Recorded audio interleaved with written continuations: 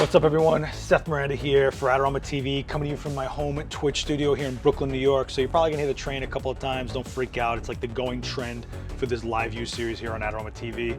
And what am I doing here? Why am I coming on? Well, I figured we could talk about the time we went to the UK, I went to Millennium FX Studios and shot some really cool FX makeup. You've seen me do a few videos like this before, but what makes this one so special is it's Neil Gorton's studio. Neil Gorton is a legend in the special effects industry. Some of his credits to speak of are Doctor Who, Ex Machina, Judge Dredd from '95, League of Extraordinary Gentlemen. I mean, the list goes on, and the work that comes out of there is so phenomenal. It was such an honor to get over there. But the way I made my way over there, we'd have to back up a few years to when I met Neil in person and got to shoot one of my most known photos, which was the Popeye photo, right? It made it to the cover of Makeup Artist magazine. And it was shot during the International Makeup Artist Trade Show back in 2015. And I got to meet him, I got to meet Josh Torre, who also worked on the makeup. He's known for Saturday Night Live, working on Netflix, Daredevil, and all the Marvel stuff on Netflix, things like that. But Neil was over there in the UK, and I never got to shoot for him because we were, have an ocean apart. However, I heard I was going to the UK, figured I'd call up over there and see what we could make happen. And it turned out that he wasn't gonna be there. He says, look, I would love for you to come shoot, but I'm not gonna be around, I'm gonna be on set. But my girl Bex, who is my director, will be there, and she's super talented, and she totally is.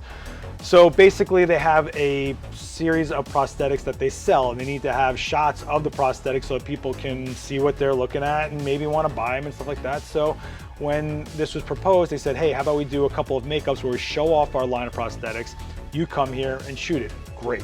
We got over there, and no surprise, the facility's amazing. It's just got props and costumes and FX makeup, prosthetics, reference material from all over the years, wall of famous faces where they actually have life casts from celebrities so that they can custom sculpt prosthetics to their faces and stuff. And it was just amazing to walk around this crazy facility with this amazing level of work coming out of every corner. And we got to see some really cool things. But then it came to my part where it was, where am I gonna shoot? How am I gonna set up? What gear do I have on me? And how am I gonna do this? Well, since I'm traveling, I have my Speedlight setup, which is 5 Profoto A1s, had my Nikon D850 with me, a couple of lenses, a bunch of grip, and I was gonna figure this out. They walk us over to the area where we're gonna shoot, and it was basically this black box that was made out of fabric. And this is kind of like the going status of anywhere you shoot in the field. When you go to a client, they're not really gonna have a full-fledged studio most times. You're gonna have to make something up as you go and make something work right there on the spot. And I was kind of okay with this. I just need a place where I can control the light, and then I'm gonna create the light, right? So the first makeup that came up, Bex did more of like a kind of subtle, right? Skin tones, not like a blue alien, no green, no crazy blood flying anywhere. It was just like very subtle, very skin tone, really natural looking. And at first you're just like, well, I'll just shoot this like a beauty portrait and try to get something going. But I really wanted to give it kind of like a moonlight feel, and that's why I started throwing in some cold rim lights. That's when it gets a little bit out of the studio, more into an atmosphere. You can still see that it's like a studio shot, but at least it's not so sterile, so flat. There's some sort of dynamic going on there. We're shooting frame after frame, and I'm not really getting amped up yet. It's still a beautiful makeup. She did a great job, but I'm like, what else could I pull together here? And that's when I threw on a UV filter in front of my lens, and I started smudging the lens so that it would get some weird, mystical, foggy night. The reason I put the UV filter on smudged was so that I'm not married to a lens that's all smudged up, and I'm not smudging the actual glass that's built into my lens. I can always get another filter. Getting another lens, another story. I don't want to break down any coatings. I don't want to scratch up the lens because I'm rubbing something on the glass. So that's just like being smart. I kept on thinking like, what else could we do? Well, if this was only shot on a white background and I can make her look ethereal, right? Like have some sort of presence there. And sometimes you can have the same lighting and just change the background out and change the entire feel of the image. Well, that's kind of what we did here. But now I'm thinking about, I'm in this super black box, tight, small space, and I'm not gonna light a bunch of black fabric to be white. And I always know that in my kit, I have a collapsible shoot-through white umbrella, and I put together a bracket that let me put on multiple speed lights to the shoot-through umbrella. What does this do? That becomes a light source, but it also becomes just like a blown-out highlight. The blown-out highlight itself is what becomes the background. So usually when you're doing a white background, you want it to be completely white. You don't want to have any fall off anywhere. You don't want to see any textures really. If you're going to go for white, go for white, right? And that, I mean, that's a style choice. Of course, this is open to interpretation, but for me, if I'm going to go white, I just want to be clean all the way through. And sometimes, especially in the case with this type of FX makeup, I like to have a little bit of bleed through. I like to have like a fog feel to it. And what I did was, in the beginning, is I kept the cold light behind her. I still did my same trick with the neutral light in front, cold light behind. What you're missing is that when the highlights blow out, that stays white. But as it falls off on the subject, that's when you get these cold tones, these cold shadows. And the fogging was still there on the lens, and I still had some fogging from just the power of the light behind her itself. So I had this like two-part thing going on to give me all this like fogging feel. And that to me gave me the ethereal, like, whoa, ray of light behind her kind of thing in this black box of just material, right? I played some games, zoomed out, zoomed in, tried to get the compression of the background so that maybe you saw some of the umbrella and there was fall off to the corners. Maybe it just engulfed and you only saw white from edge to edge. Kept on playing all these games. I took the fill light and I started taking that in and out so that I could get some more sculpt and deeper shadows to really show off the three-dimensionality of the prosthetic. And beyond that, I was just getting to a point where I'm like, okay, I got the ethereal, now let me get it like clean where we don't see all the fog and it just becomes a white background and just a clean image, kind of like a beauty portrait, so that there's no technical issue as far as lighting goes, and you're really showing off what's going on in front of your lens with this structured out subject, like the bone structure, the prosthetics on the collarbones, you know, trying to make the points on the forehead come out rather than flatten them. Then you're not really seeing the prosthetic. When the paint job's subtle, you kind of really have to show off more of the texture and the sculpt of what's going on in front of your lens. So that was the really subtle, very nice and clean skin tone makeup, right? And now she says, I'm gonna do another paint job and we're gonna freak this thing out to the other side. And so I'm thinking to myself, well, did we just do the good and now we're about to do the bad, like good and evil kind of thing?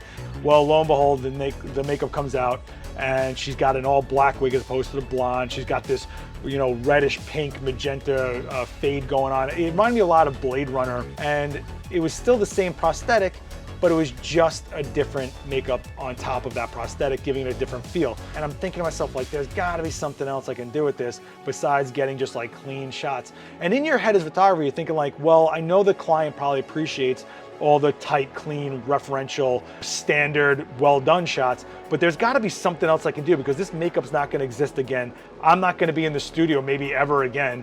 I had to figure out something else, and I'm looking around, I realized we had these 2-foot Nanlite RGBW tubes, which can change color, can do effects, blinks, all sorts of stuff. And I'm thinking, now I'm gonna do basically the same idea I was doing when we did the parachute at Makeup Forever with the constant light mixed with the strobe, except I'm not gonna try to make a ghost happen from my model. I'm gonna make the movement happen in the light itself. So what did I do? I rigged them up so that they had a nice X right behind her. And I thought that the X was a good way to do it because it's such a striking symbol. It's such like a snap. And I didn't want to have the bright, crazy colored lights competing for attention against my model, like having them on either side or something like that, at least not to start. I figured it could be a cool background, it could have like a retro feel to it, and once you start dragging that shutter and slowing it down, you have to realize that the constant light source is only existing behind the head, so it's reflecting forward, and if I wasn't shooting the strobes, she would be a silhouette. Because of that, if there's no light reflecting off of her, she's not making an exposure until I put a strobe there. Therefore, I'm pretty confident I can get a sharp image where I want it, like on her eyes, on her facial features, but then get like movement and shutter drag and ghosting and all this erratic looking imagery happening behind her, which I think really took a clothed out space and made it something different and new, right? So you can see that the X is behind her, it's coming over her shoulders now, it's whipping around her, she's got, her face is super sharp, really tight, you can connect with her eyes. You're not really going right to these bright parts of the image, which is where we usually go, right? The sharpest and brightest parts of an image. These crazy colored lights aren't the center of attention. She's still the center of attention for these shots. You know, you do the zoom tricks, you try doing different perspectives with wider angles and getting a wider view, sort of some ghosting, but not really. And we just kept on going with it. Now, the key to this is to make sure that you're getting something that's usable, not just a gimmick that you got by accident. Even though that was the case, I decided to shut up the strobes for a few shots and just see what these tubes could do and get some really, really abstract stuff. And what's funny is Bex next to me was kind of really into these because it's a different look for a makeup that she created. So she was looking at it more of a artistic look at what she created rather than we're documenting her makeup. And I think that goes a long way. And you only do a few of those shots and you move on. Now we start taking these tubes and calming them down and start using them as just rim lights. So now they have like this shake to them, but not a lot. It's not distracting, but it's also not boring. And you have like 2 different colors on either side and you're creating all these different looks with it. And that's when you start messing around beyond this, right? You start throwing the tubes around. And I think at this point we were just like running them back and forth or up and down behind her, because if the shutter's open for like, let's say 1 second, in 1/1000, I could have that tube drop all the way down the frame that I'm shooting behind her and give us these really interesting backgrounds that you might not get other ways, right? In the end, I just kept on thinking about how can I make this black box not just a black box, and I think we did that. I think we kind of got there. Way towards the far end of this shoot though, I kept getting obsessed with this symmetrical idea and I drove everybody crazy. Fernando, everyone on set, I was just going crazy to get like this symmetry going, where I was doing this drag where she'd still be solid in the center, but everything else would have this like rush feel. And I kept on seeing this silhouette of an arrow from like her short haircut, or the wig rather, and just trying to see what I can make happen from that. And I'm really happy with the way this went, because I didn't think we were gonna get it as clean as we did.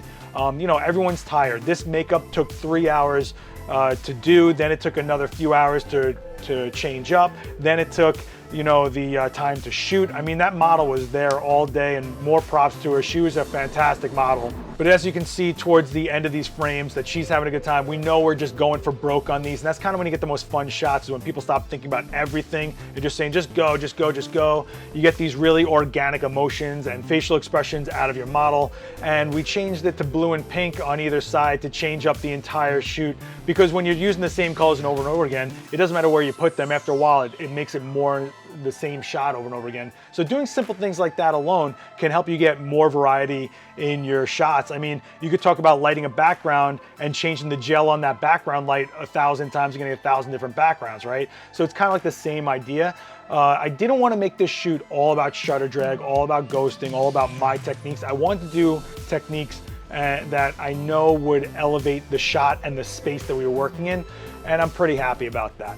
I want to thank Neil Gordon for letting me come over to his shop. I want to thank Bex Butterworth for doing the makeup, being super patient. In the end, I think we got something that extends far beyond what we did for just that one day, and I'm pretty excited to share with you guys. If you guys have any questions for me about this shoot, hit me with a comment down below. I would be happy to answer them for you.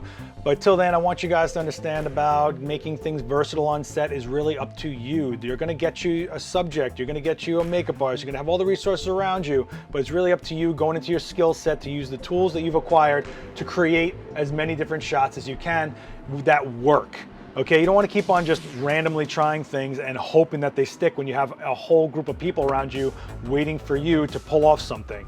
So what you really want to do is get the standard shot, then elevate it to something you know you can do, and then throw something against the wall. But have enough insight to see what is working about what you threw against the wall and what isn't working, and get rid of what doesn't and move forward with what does. And that way you understand how to elevate yourself, that when you go to the next shoot, what did work becomes the elevated part after the standard shot. Does that make sense? This is how you grow, is you have to try things. This makeup and this setup would never exist for me again. I might never ever go to Millennium FX Studios again. I hope I do. Neil, have me back, please. But I have to take advantage of the moment, of the resources around me. I had a great crew, had a great makeup artist, had an amazing model, and we were able to create a lot of different looks. And none of those decisions with the light, the look, the feel of the shot would happen if it wasn't for the person shooting it making those decisions. Everyone around you is just trusting that you will be making the right decisions to get them to a better end result. So make sure you keep trying things out there, test on your own, and then bring it to set. You don't want to keep on doing things that are gimmicks. Apply things for a reason. Be deliberate with your choices, and you will totally evolve your game into something way better, I promise. That's going to do it for me, guys. Don't forget to hit like, share this video around. I really appreciate it. The live view playlist is alive and well on the Adorama channel, so check out more videos like this if you'd like to. And don't forget to the bell so you guys know when more videos from Adorama TV are dropped. I will see you guys next time. Peace.